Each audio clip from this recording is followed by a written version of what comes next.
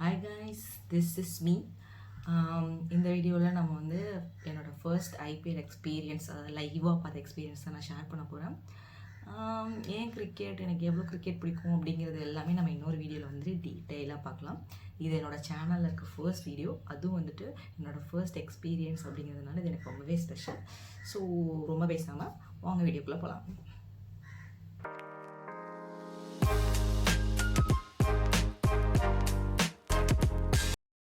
நான் வந்துட்டு மேட்ச் வந்து 7:30க்கு வந்து ஸ்டார்ட் ஆச்சு. ஸோ நாங்கள் வந்து அப்படின்னா நானும் என் ஃப்ரெண்டும் வந்து ஒரு 3 o'clock வந்துட்டு ட்ரெயினில் வந்துட்டு நாங்கள் சேப்பாக்கு போயிட்டு அப்போ வந்து ஒரு 3 o'clock அப்போல்லாம் ஆக்சுவலாக ரொம்ப எப்படின்னா ரொம்ப கூட்டமாலாம் ஒன்றும் கிடையாது. ஸோ நார்மல் க்ரௌடாக தான் இருந்துச்சு 3 o'clock. ஏன்னா 7:30க்கு தான் மேட்ச், அதனால லேட்டாக தான் க்ரௌட் வரும் அப்படின்னு சொல்லிட்டு நாங்கள் அங்கே எங்கேயும் சுற்றிட்டு இருந்தோம். போய் ஏதாவது சாப்பிட்டுட்டு வரலாம் அப்படின்னு சுற்றிட்டு இருக்கோம். நாங்கள் க்ராஸ் பண்ணும்போது அங்கே போய் தான் நான் ஃபஸ்ட்டு வந்து இந்த ஜெர்சியை வாங்கினேன். எவ்வளோ ஃபஸ்ட்டு நான் ட்ரெயின்லேருந்து இறங்கும் போதே 300 ஒரு லேடி வந்து சொன்னாங்க. உள்ளெல்லாம் போனால் 500 இருக்கும், இங்கே வாங்கிட்டு போங்க அப்படின்னாங்க.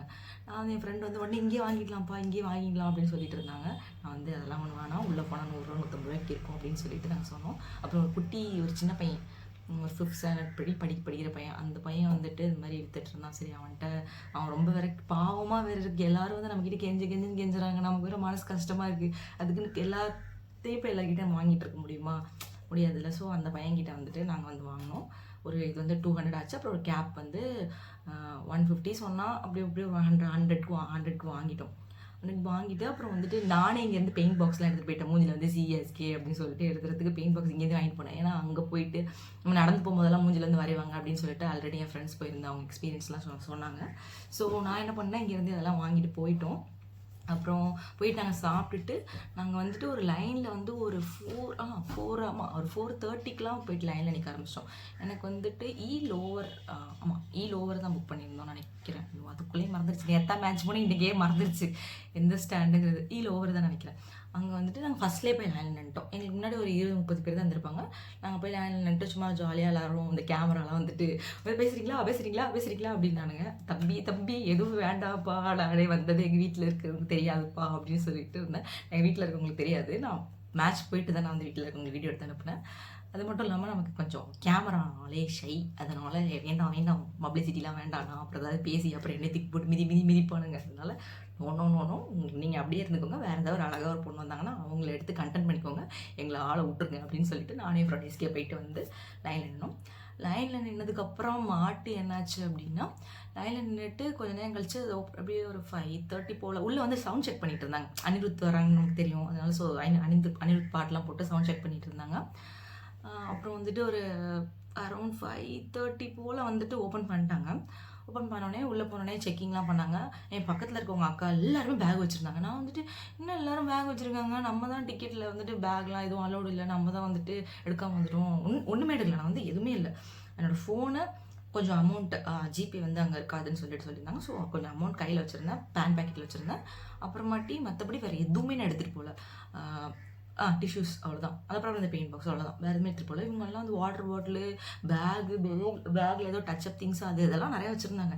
நமக்கு டச்சப்லாம் வேண்டாம், பட் இருந்தாலும் ஒரு பேக் இருந்தால் கொஞ்சம் நல்லா இருந்திருக்கும் அப்படின்னு நினச்சி நான் ஃபீல் பண்ணிட்டு இருந்தேன். அப்புறம் பட்டு உள்ளே போயிட்டு இது வேறு டிக்கெட் ஆப் வேறு, அதுக்கு மேலே முன்னாடி போகிற நிறைய பேருக்கு வந்து ஸ்கேனே ஆக மாட்டாங்க. நிறைய பேர் வந்துட்டு இல்லைங்க ஸ்கேன் ஆகலை வெயிட் பண்ண எனக்கு முன்னாடி போகிற ஒரு 4-5 பேர் வந்து ஓரம் அடிக்க வச்சிட்டாங்க. எனக்கு ஸ்கேன் ஆகிறதுக்குள்ளே பக்கு திக்குன்னு இருந்துச்சு. ஐயோ கடவுளே, ஸ்கேன் ஆகிடணும் அப்படி சொல்லிட்டு போனோடனே டக்குன்னு ஸ்கேன் ஆகிடுச்சு. ஸ்கேன் ஆனோடனே சரி அப்படி சொல்லிட்டு அப்போ தான் உயிரே வந்துச்சு. நல்ல வேலை ஸ்கேன் ஆச்சுரா சாமி அப்படின்னு சொல்லிட்டு நானும் என் ஃப்ரெண்டு உள்ளே போனோம். எங்கள் பேக் கொண்டு வந்தவங்க எல்லாருமே எங்கள் ஸ்டாப் பண்ணிட்டாங்க, பேக் வாங்கிட்டாங்க. ஸோ கன்ஃபார்மாக பேக் எதுவும் அலோட் கிடையாது. நீங்கள் போகிறதா இருந்தால் பேக் எடுத்துகிட்டு போகாதீங்க, பிளாஸ்டிக் எதுவுமே எடுத்துகிட்டு போகாதீங்க, பவர் பேங்க் எதுவுமே அலோட் கிடையாது. ஃபோனு, ஹெட்செட்டு அவ்வளோதான். அப்புறம் உள்ளே போயிட்டு அந்த சார்ட்ஸ்லாம் அலோடுன்னு நினைக்கிறேன், அதெல்லாம் எடுத்துகிட்டு வந்தாங்க. பட் மற்றபடியெலாம் வேறு எதுவுமே அலோட் கிடையாது. எல்லாத்தையும் வெளியில் ஸ்டாப் பண்ணிடுறாங்க, எதுவுமே உள்ள அலோவ் பண்ணுறதுல ஒரு செக்கிங் கிடையாது. இங்கே ஒரு செக்கிங் பண்ணுறாங்க, அப்புறம் ஸ்டேடியம்குள்ளே போகும்போது ஒரு செக்கிங் பண்ணுறாங்க, அப்புறம் அவங்களோட அந்த ஸ்டாண்டுக்கு போகும்போது அந்த இடத்துல ஒரு செக் பண்ணுறாங்க. எல்லா இடத்துலையுமே டிக்கெட் வந்து ஒரு 3 பிளேஸில் வந்து செக் பண்ணாங்க. சரி, நாங்கள் வந்து கொஞ்சம் ஏர்லியாக உள்ளே போனது அப்படிங்கிறதுனால முன்னாடி நிறைய அந்த கேம்ஸ் அதெல்லாம் வந்து வச்சுருந்தாங்க. கேம்ஸ் அந்த லக்கி ஸ்பின்னு, அப்புறமாட்டி ஏதோ ரன் சேஸ் அதெல்லாம் வச்சுருந்தாங்க. சரி, நாங்கள் சும்மா தானே போகிறோம், அப்படியே மேட்ச் ஆரம்பிக்கிறதுக்கு இன்னொரு 1.5 hours மேலே இருந்துச்சு. ஸோ இருக்கலாம் அப்படின்னு சொல்லிட்டு நாங்கள் வந்து அந்த லக்கி ஸ்பின்லாம் சுற்றுறேன். நான் சுற்றும்போது எனக்கு வந்து ஒரு கீ செயின் கிடச்சிச்சு. ஒரு நிமிஷம் அந்த கீ செயின் நான் போய் எடுத்துகிட்டு வந்துடுறேன். எடுத்துகிட்டு வந்துட்டேன். இதுதான் எனக்கு கிடைச்ச அந்த கீ செயின். சிஎஸ்கே பேண்ட்டு போட்ட படம் சிஎஸ்கே படம் போட்ட பேண்ட்டு கீ செயின். இந்த கீ செயின் தான் எனக்கு கிடச்சிச்சு. எனக்கு மட்டும் இல்லை, அங்கே இருக்க எல்லாருக்கும் தான் கிடச்சிச்சு. அதில் என்னென்ன ஆப்ஷன் இருந்துச்சுன்னா மேட்ச் டிக்கெட்டு, பேகு, அப்புறம் கீ செயின். எனக்கு முன்னாடி உங்களுக்கு பேக் கிடச்சிச்சு, எனக்கு வந்து இந்த கீ செயின் கிடச்சி. அப்புறம் என் ஃப்ரெண்டு வந்து ஒரு அற்புதமான பிறவி. அந்த பிறவிக்கு வந்து என்னென்னா மேட்ச் டிக்கெட் கிடச்சிருச்சு. அதாவது ஆர்சிபி சிஎஸ்கே மேட்ச் டிக்கெட் கிடச்சிருச்சு. அவங்க வந்து என்ன சொன்னாங்க, டீட்டெயில்ஸ்லாம் வாங்கிக்கிட்டு நீங்கள் வந்துட்டு உங்களுக்கு வந்து 26 or 25 வந்து கால் பண்ணுவாங்க, அப்போ வந்து நாங்கள் அந்த டீட்டெயில்ஸ்லாம் சொல்கிறோம் அப்படின்னு சொல்லிட்டு டீட்டெயில்ஸ் வாங்கிக்கிட்டாங்க. அந்த பைத்தியத்துக்கு கிடச்சிருச்சு ஒரு டிக்கெட்டு. சரி ரொம்ப நல்லா இருந்துட்டு போடா அப்படின்னு சொல்லிட்டு நாங்கள் அப்புறமாட்டி அடுத்த கேம் போனோம். அடுத்த கேமில் ஏதோ ரன் சேஸ் பண்ணணும், லைக் ஏதோ ரன் ஸ்கோர் பண்ணணும் அப்படின்னு சொல்லிட்டு சொன்னாங்க. ரன் ஸ்கோர் பண்ணுறது வந்துட்டு எப்படி, ஆமாம் ஏதோ ஸ்பின் மாதிரி இருக்கும், அதை நம்ம சுற்றி விடணும். அதில் வந்து ரன்ஸ் வந்து கேல்குலேட் பண்ணிகிட்டே இருப்பாங்க. எவ்வளோ ரன்ஸ், அது 8 எடுத்தால் வந்துட்டு ஏதோ ஒரு பேனர் மாதிரி கொடுத்தாங்க. அப்புறம் 6 எடுத்தா அப்படி இப்படின்னு சொல்லிட்டு நிறைய கொடுத்துருந்தாங்க. நான் வந்து 2வது பால்லே அவுட் ஆகிட்டேன். அப்புறம் என் ஃப்ரெண்ட் அதே மாதிரி தான், 2 பேர் லக் இல்லை. அதனால நாங்கள் மூடிக்கிட்டு உள்ளே போயிட்டோம். உள்ளே போனோடனே நம்ம ஸ்டாண்ட் செக் பண்ணிவிட்டு உள்ளே போன விசில்ஸ் வந்து ஃப்ரீயாக கொடுத்தாங்க. வெளியில் நான் விசில்ஸ் வாங்கணும்னு நினச்சேன். பட் அங்கே 40 சொன்னாங்க. ஐயோ 40 அதிகமாக இருக்குது, நம்ம உள்ளே போய் கட் பண்ணிட்டு ஏதாவது கொடுத்து வாங்கிக்கலாம் அப்படின்னு சொல்லிட்டு வந்தோம். ஸ்டேடியம்குள்ளே போனால் ஃப்ரீயாகவே விசில் கொடுத்தாங்க. முன்னாடியெல்லாம் ஃப்ரீயாகவே டிஷர்ட் கொடுத்தாங்க, நான் கேள்விப்பட்டிருக்கேன். பட் நேற்று வந்து ஃப்ரீயான விசில் கொடுத்தாங்க. ஸோ விசில் வாங்கி கழுத்தில் மாட்டிக்கிட்டு அப்படியே ஊதிக்கிட்டே அப்படியே போய் உட்காந்துச்சு. எங்களோட சீட் வந்து சூப்பரான சீட், நல்ல வியூ இருந்துச்சு. ஒரு டிஜே வந்து எங்கள் சைடில் தான் இருந்தாங்க. டிஜே கேமரா எல்லாமே எங்கள் சைடில் தான் இருந்துச்சு. ஸோ செம்ம ஜாலியாக இருந்துச்சு. நல்லா மூஞ்சிலெல்லாம் நல்லா வரைஞ்சிட்டு போயிட்டு உட்காந்துட்டு செம்ம எக்ஸைட்மெண்ட்டாக இருந்துச்சு. நான் ஒன்றுமே பண்ண முடியாது. நான் அந்த செகண்ட் உலகத்துலேயே ஹாப்பியஸ்ட் பர்சன் யார்கிட்ட கேட்டால் அப்போ நான் தான் இருந்திருப்பேன். அவ்வளோ செம்ம ஜாலியாக இருந்துச்சு எனக்கு. அப்புறமாட்டி இந்த ப்ராக்டிஸ் பண்ணுறதுக்காக வந்து இந்த ஃபுட்பால் விளாண்டுட்டு கொஞ்சம் நேரம் வார்ம் பண்ணிகிட்டு இருந்தாங்க. நான் எங்கள் சைடு வந்து எம்ஐ தான் நின்றுட்டு இருந்தாங்க. அப்புறம் பொலாட் வந்தார். அப்புறம் மலிங்கா வரும்போது சரியான சத்தம். யாராது அப்படின்னா மலிங்கா வந்தோடனே உடனே சரியான சத்தம். சிஎஸ்கே வந்து அந்த பக்கம் நின்றுட்டு இருந்தாங்க, அந்த சைடில் நின்றுட்டு இருந்தாங்க. எங்கள் சைடில் வந்து எம்ஐ தான் நின்றுட்டு இருந்தாங்க. ஸோ ஒரே சத்தை போட்டு ஒரே மாஸ் பண்ணியாச்சு. அப்புறம் அனிருத் கான்செப்ட் சொல்லவே வேண்டாம். இது வந்து ஒரு லைஃப் டைம் நம்ம வந்துட்டு தோனிக்காக தோனிக்கு வந்து எல்லா பாட்டுமே செட் ஆகும். எல்லாருக்குமே தெரியும் தோனிக்கு வந்து எல்லா பாட்டுமே செட் ஆகும். அதுக்கு வந்து வேறு இதே கிடையாது. ஆனால் வந்து அந்த அலும்ப பார்த்து அந்த பாட்டு வந்துட்டு அதை போட்டு தோனி நடந்து வரணும், இல்லை லைஃப் பாடி அதை கேட்கணும் அப்படின்றதெல்லாம் வந்து நமக்குலாம் ரொம்ப ரொம்ப ஆசை. அந்த ஆசை வந்து எப்படி நிறைவேறுச்சுன்னா சரியான செட்டிங், சரியான ஸ்கிரிப்டட் தான். இது வந்துட்டு பிளானிங் கிடையாது. இது வந்து எப்படி சொல்கிறது, இது வந்து கேஷுவலாக நடந்ததே இல்லை. நான் வந்து 100% சொல்லுவேன். இது வந்து ஒரு சரியான ஒரு பிளான்டானது தான். என்ன நடந்துச்சு, எம்ஐங்க விளாண்டுட்டு இருக்காங்க. பிளேயர்ஸ்லாம் வந்து எல்லாரும் மொத்தமாலாம் வந்து வார்ம் அப் பண்ணல, ஒரு 2-3 பிளேயர்ஸாக வருவாங்க. இந்த சாண்டர்லாம் வந்தார். அப்போல்லாம் சரியான சத்தம். தம்பி அவர் வந்து தீபக்லாம் வந்து ஃபஸ்ட் அங்கே தான் போனான். அப்புறம் மட்டும் எம்ஐ தம்பி உனக்கு அங்கெல்லாம் கிடையாதுப்பா, நீ இந்த டீம் ஒழுங்கு மரியாதை இந்த பக்கம் அப்படி சொல்லிட்டு எம்ஐ இந்த பக்கம் கூட்டிட்டு வந்துட்டாங்க. அந்த மாதிரிலாம் இருந்துச்சு. இவன் வந்துட்டு அது மாதிரி சிஎஸ்கேலேயே அப்போ கொஞ்சம் பேர் இந்த ரச்சின் அவங்களாம் வந்து வார்ம் பண்ணிட்டு இருந்தாங்க. ஆனால் தோனி மட்டும் காணும். எல்லாருமே வந்துட்டாங்க. மும்பையில் வந்துட்டு ரோஹித் வரலான்னு நினைக்கிறேன். பட் ஆனால் எல்லாருமே இங்கே வந்துட்டாங்க, அங்கே வந்துட்டாங்க. தோனி மட்டும் வரவே இல்லை. தோனி வரல. சரி டேரெக்டாக மேட்ச்சில் இறங்கிடுவார், சிங்கம் டேரெக்டாக களத்தில் இறங்கிடும் அப்படின்னு நினச்சிட்டு நாங்கள் வந்து வெயிட் பண்ணிட்டு இருந்தோம். அப்போ என்ன நடந்துச்சுன்னா, டிஜே வந்துட்டு என்ன சொன்னார், நம்ம மீன் டைம் வந்துட்டு நமக்கு வந்து ஒரு என்டர்டெயின்மெண்ட் நம்ம வந்து பூஸ்டாக வச்சுக்கிறதுக்காக ஒருத்தர் வரப்போகிறாரு. அவர் வந்துட்டு நம்ம வந்து வெல்கம் பண்ணலாம் அப்படின்னு சொல்லிட்டு லெட்ஸ் வெல்கம் அனிருத் அப்படின்னாங்க. உடனே வந்துட்டு பார்த்தா அனிருத் வந்து அந்த பக்கத்தில் அந்த சைட்லேருந்து ஆரம்பித்து எங்கள் சைடில் ரவுண்ட் அடிக்கிற மாதிரி இப்படி வந்து வருது. ஸோ அந்த பக்கம் தான் ஸ்டார்ட் பண்ணார் அனிருத். அப்போ இல்லை வெல்கம் சென்னை அப்படின்னு சொல்லிட்டு ஃபஸ்ட்டு பாட்டே வந்து என்ன பண்ணாருன்னா, ஆளுங்க பார்த்தவன் அப்படி சொல்லிட்டு ஆரம்பித்தோடனே எல்லாரும் எல்லா ஃபோக்கஸும் அனிருத் மேலே. ஓகே என்னடா அனிருத் பண்ணவங்க உங்கள் அப்பா விசில கேட்டேன். அந்த லைன் போயிட்டு இருக்கு. அந்த கடைசியாக அந்த வரும்ல பேரை தூக்க அந்த லைன் பாடவும் பண்ண அதை காப்பி அடிச்சு கொடுத்துறாங்கன்னு நினைக்கிறேன். அந்த லைன் வரும்போது கரெக்டாக உங்களுக்கு தெரியும் அந்த லைன் வரும்போது இவன் வந்துட்டு நான் வந்து என்னன்னா அனிருத் பார்த்துட்டு இருக்கும்போது இங்கே பார்த்தா யாரும் நடந்து வர மாதிரியே இருக்குது. என்னடா கரெக்டாக அந்த லைன் பாடும்போது யார் நடந்து வராங்களேன்னு பார்த்தா கரெக்டாக அந்த பாட்டு பாடும்போது அந்த லைன் வரும்போது கரெக்டாக கதவை திறந்து தலைவர் பாட்டு நடந்து வர பாட்டு கிரவுண்டில் வந்துட்டு இருக்காரு. கேமராமேன் கரெக்டாக அனிருத், இந்த பக்கம் தோனி, எம்எஸ் தோனி, அனிருத் 2 பேரையும் காட்டுறாங்க மாற்றி அந்த லைனுக்கு அப்படியே சிங்க் ஆகுற மாதிரி. அது எப்படி ஒருத்தரால் இவ்வளோ நேரம் வெளில வர முடியாமல் அந்த பாட்டு கரெக்டாக கரெக்டாக போடும்போது எல்லாருக்கும் தெரியும் அனிருத் பெர்ஃபார்மன்ஸ், அந்த பாட்டு சத்தியமாக ஸ்கிரிப்ட் தான். அது சொல்லி வேண்டாம் அந்த கண்டிப்பாக ஸ்கிரிப்ட் தான். என்ன சொல்லி தோனிகிட்ட போயிட்டு சார் ஒரு பையன் வந்து அங்கே பாடுவான் சார், அப்போ மட்டும் நீங்கள் வெளில போங்க அப்படின்னு சொல்லி கேட்டுப்பான். என்ன சார் பாட்டு பாடுவாங்க, அதெல்லாம் நீங்கள் உங்களுக்கு அவ்வளோ தேவைப்படாது, உங்களுக்குலாம் அது உங்களுக்கு சொல்லணும் அவசியம் இல்லைங்க சார். அந்த பையன் பாட்டு பண்ணோன்னே நீங்கள் கதை திறந்து வெளில போனால் போதும், மற்றது எல்லாத்தையும் மக்கள் பார்த்துப்பாங்க அப்படின்ட்டு இருப்பாங்க. அதுதான் அவர் வந்துட்டு சரி என்னமோ சொல்கிறாங்க இந்த பாட்டு பாட வெளில போகணும் அப்படின்னோடனே அவர் பாட்டு பாட ஆரம்பிச்சு கதவு திறந்துட்டு கரெக்டாக கிரவுண்டுக்கு வந்துட்டு சரியான சத்தம், செம்மையான சத்தம், ரொம்ப ரொம்ப ரொம்ப ரொம்ப ரொம்ப அவ்வளோ செம்மையாக இருந்துச்சு. அப்புறம் வந்துட்டு அந்த பாட்டு பாடி அப்புறம் மேட்ச்லாம் அப்புறம் அதுக்கப்புறமாட்டி அந்த லியோனஸ் பாட்டு பாடி அப்புறம் அலுமாடு உலுமா பாட்டு பாடி அஜித் பாட்டு இல்லைனா நான் டென்ஷனாக இருந்திருப்பேன். பரவாயில்ல நல்ல அஜித் பாட்டு ஒன்று வச்சுட்டாங்க. ஸோ அஜித் பாட்டையும் பாடி இது வந்து முடிஞ்சிருச்சு. அதுக்கப்புறமாட்டி மேட்ச் ஸ்டார்ட் பண்ணாங்க. எப்பவும் போல் மும்பை வந்துட்டு ஸ்டார்ட் பண்ண அவங்க தான் பேட்டிங் பெஸ்ட் பண்ணாங்க. நாங்கள் வந்து என்னோடய ஃப்ரெண்ட் சொன்னாங்க ரோஹித் சர்மா கவர் ட்ரைவா சாரி புல் ஷாட் அடிக்கிறது வந்துட்டு இங்கே தான் வரும் அப்படின்னு சொல்லிட்டு சொல்லியிருந்தான். ஆனால் எனக்கு மேட்ச் பார்த்தவங்க இப்போ என்ன நடந்திருக்கணும், எனக்கு எனக்கு எனக்கு வந்து டிசப்பாயின்மெண்ட் தானே. நான் வந்து மேட்ச் பார்க்க போனது வந்து தோனியை பார்க்குறதுக்கு, தோனி ஆப்வியஸாக தோனியை பார்க்குறதுக்கு தான். பட் இருந்தாலும் எல்லா பிளேஸும் நல்லா விளையாண்டதை பார்த்தா நமக்கு ஒரு ஹாப்பியாக இருக்கும். லைக் அவங்க இந்தியன் பிளேஸ் வந்து மட்டும் இல்லாமல் கிரிக்கெட் வந்துட்டு எல்லாம் நல்லா விளையாண்டா தான் நல்லாயிருக்கும். ஒருத்தர் நல்லா விளையாடாம ஒருத்தர் நல்லா விளையாண்டா நல்லாவே இருக்குது. எல்லோரும் நல்லா விளையாடணும், நல்ல ஹை ஸ்கோரிங் மேட்சாக இருக்கணும், அப்போ தான் மாஸாக இருக்கும், என்டர்டெயினிங்காக த்ரில்லிங்காக இருக்கும் அப்படின்னு நினச்சிட்டு தான் நான் போனேன். பட் என்ன நடந்துச்சு தெரியும். நான் கூட பரவாயில்ல, முன்னாடி 2 எம்ஐ ஃபேன்ஸ் உட்காந்து ரொம்ப பாவம், அங்கே இருக்க சிஎஸ்கே ஃபேன்ஸ்லாம் போட்டு கற்றுன்னு இவங்க 2 பேர் முடிஞ்சு பார்க்கவே பாவமாக இருந்துச்சு. நானே சொல்ல நினச்சேன் அழுக ஒன்று வேணாம் ஓகே அப்படிங்கிற மாதிரி. ஆனால் ரொம்ப அவங்க மாதிரி ரொம்ப ஃபீல் பண்ணிட்டு இருந்தாங்க. இப்படி தான் இருக்கும் போல் நம்மளாம் போயிட்டு மற்றவங்க கிரவுண்டில் வந்து உட்காந்துட்டு நம்ம டீம் இப்படி இருக்கும்போது தோத்தா அப்படி தான் ஃபீலாக இருக்கும் போல். அவங்க 2 பேர் பார்க்க நிஜமாவே ரொம்ப கஷ்டமாக இருந்துச்சு. ஆனால் மேட்ச் முடிஞ்சதுக்கப்புறமாட்டி அவங்க நவரவே இல்லை. சிஎஸ்கே ஃபேன்ஸ்லாம் கத்திட்டு போகிற வரைக்கும் அவங்க 2 பேரும் இப்படியே உட்காந்து பார்த்துக்கிட்டே இருந்தாங்க. ரொம்ப கஷ்டமாக இருந்துச்சு அவங்கள பார்க்கும்போது. ப்ரோ நீங்கள் பை டிஃபால்ட் இந்த வீடியோவில் ஏதாவது பார்த்தீங்க அப்படின்னா டோன்ட் வரி, கண்டிப்பாக உங்களுக்கு நீங்கள் பார்க்குற மேட்ச் அடுத்த மேட்ச் கண்டிப்பாக எம்ஐ ஜெயிப்பாங்க, ஓகேவா? So don't worry, don't feel, okay? அடுத்த மேட்ச்சுக்குலாம் அடுத்த டாப்பிக்கில் போகும். அப்புறம் மும்பை வந்தாங்க, அப்புறம் அடித்தாங்க, அப்புறம் தலைவர்லாம் வந்து அடித்து பேட்டிங்லாம் பண்ணாங்க. அப்புறம் நம்மளாம் ஆளுவும் அந்த 100லாம் நாங்களாம் எங்கே என் ஃப்ரெண்டு யாரா அப்படின்னா அதெல்லாம் தெரியாது. சிஎஸ்கே வந்து ரிப்பேர் சென்டரா யாரை கூட வந்து போட்டு அவங்கள போட்டு டியூன் பண்ணி ஒரு நல்ல பிளேயராக வெளில அனுப்புறதா நம்மளோட வேலை அப்படிங்கிற மாதிரி சூப்பராக எல்லாருமே சூப்பராக பண்ணாங்க. அப்புறம் வந்துட்டு ஷகர் எம்ஐலெல்லாம் அவுட் ஆகிட்டாங்க. தீபக்கும் சாண்டர் தான் அப்போ இருந்தாங்க. அப்போ தான் வந்துட்டு நான் சொன்னேன் அங்கே கிரவுண்டில் இருக்கிறது எல்லாருமே சிஎஸ்கே பிளேயர்ஸ். அதாவது ஷகரும் சாண்டர் 2 பேருமே ஃபார்மர் சிஎஸ்கே பிளேயர்ஸ்.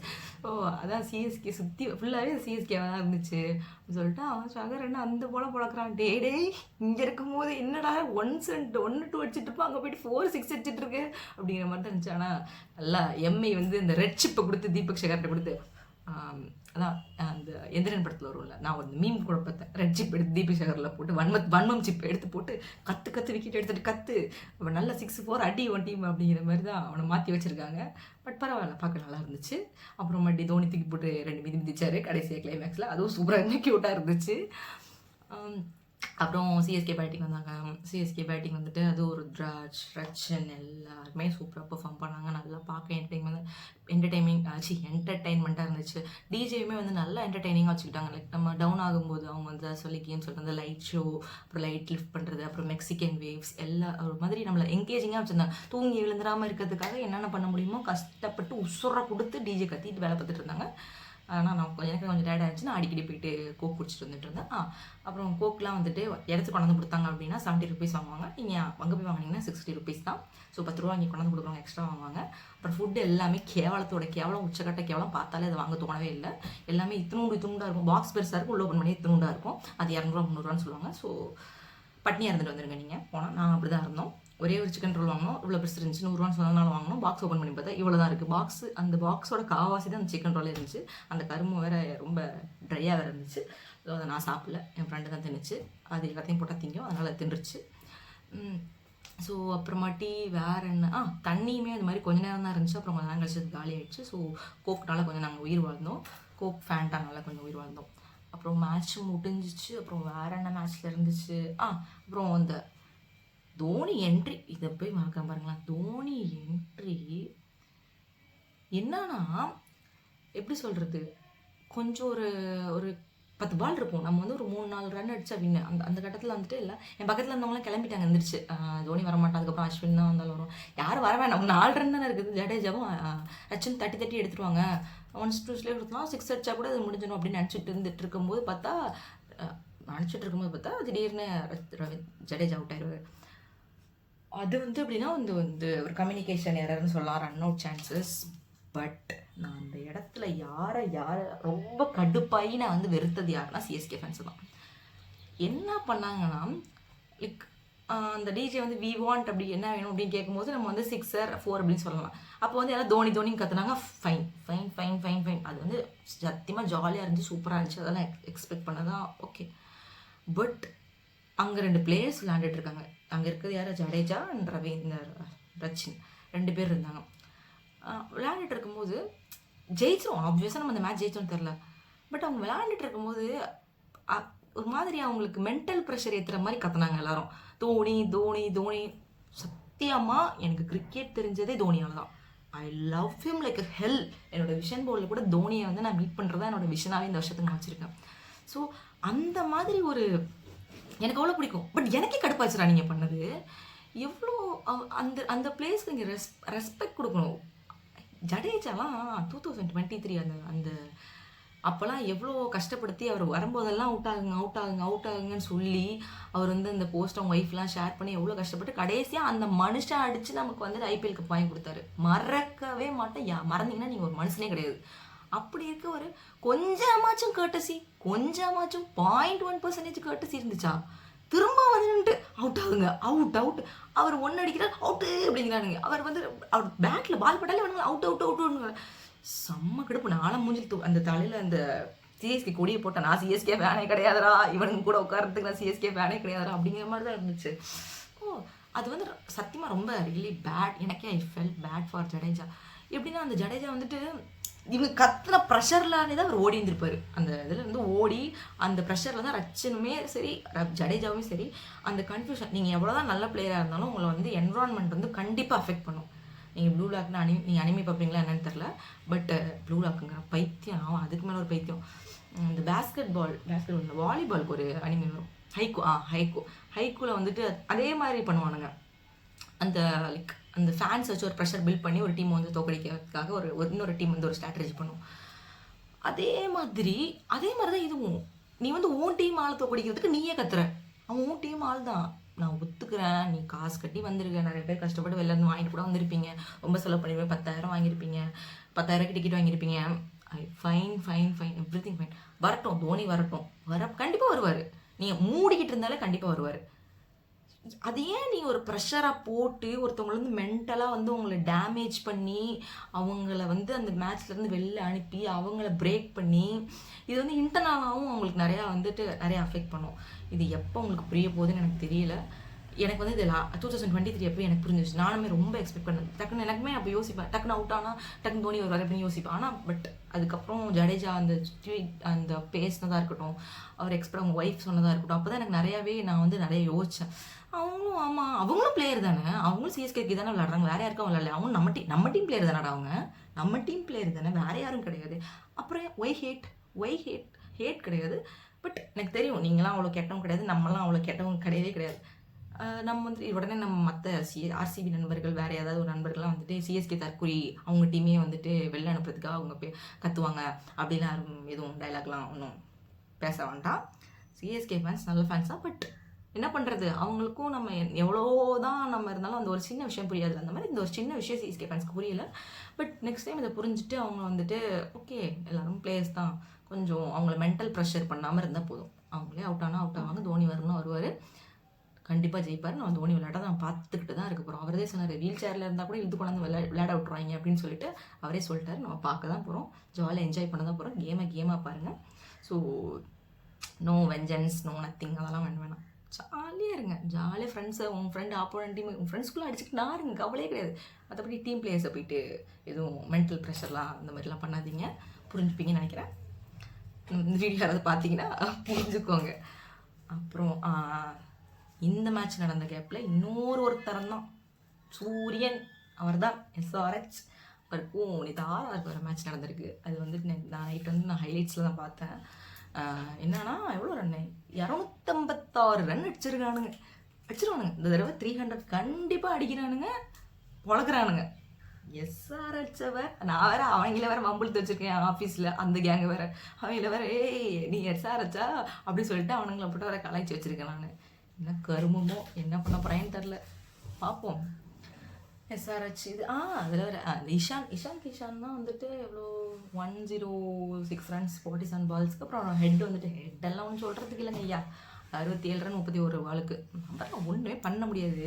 எஸ்ஆர்ஹெச் வந்துட்டு தே ஆர் அனதர் லெவல். நம்ம என்ன பண்ண போகிறோம்னு தெரில, பார்ப்போம்.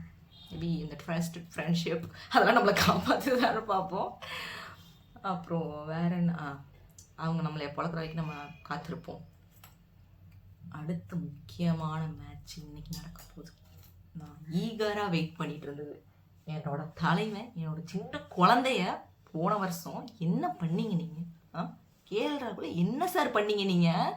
ஒரு அவ்வளோ பெரிய பிளேயரு, என்ன மாதிரி பிளேயரு, எவ்வளோ ஒரு ஸ்டைலிஷான ஆள், ரோல்ஸ் ராய்ஸ் அவர் கிளாஸான அந்த அப்படிப்பட்ட ஒரு பிளேயரை என்னமோ அவன் ஒரு ஆள் தான் டீமில் இருக்கானா? எனக்கு புரியவே இல்லை. அவன் ஒரு ஆள் தான் டீமில் இருக்கானா?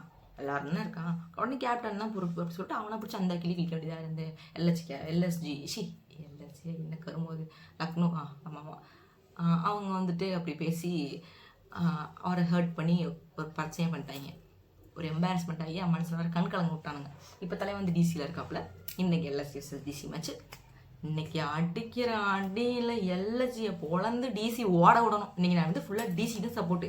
இன்றைக்கி வந்து டிசின்னு உட்காந்து மந்திரம் போட ஆரம்பிச்சிடுவேன். டிசி ஜெயிக்குது. நாளைக்கு வந்து டிசி ரிலேட்டடான மீம்ஸ் சொல்ல மாட்டேன். இனிமேல் இந்த சேனலில் வந்துட்டு ஐபிஎல் கான்டென்ட்ஸ், ஐபிஎல்லோட நெக்ஸ்ட் டே மேட்சோட மீம் ரிவ்யூஸ் அதெல்லாம் வந்து வரும். யாரும் வந்து காண தவறாதீர்கள். நீங்களாம் மீம்ஸ் இருந்துச்சு அப்படின்னா கீழே என்னோடய இன்ஸ்டாகிராம் அக்கௌண்ட் கொடுக்குறேன், அதுக்கு எனக்கு ஷேர் பண்ணுங்கள். அதை நான் வந்துட்டு வீடியோவில் வந்து யூஸ் பண்ணிக்கிறேன். ஸோ இனிமேல் இந்த சேனலில் வந்து மீம்ஸ் ரியாக்ஷன்ஸ், ஐபிஎல் அப்டேட்ஸ் அப்படின்னு சொல்லிட்டு நிறைய நடக்கும். நான் பாட்டு பைத்தியம் மாதிரி பேசிகிட்டு இருப்பேன். நீங்கள் வந்து இந்த பைத்தியம் பேசுகிறத கேட்கலாம். அது வரைக்கும் ஸ்டே டியூன்ட். பாய் பாய்.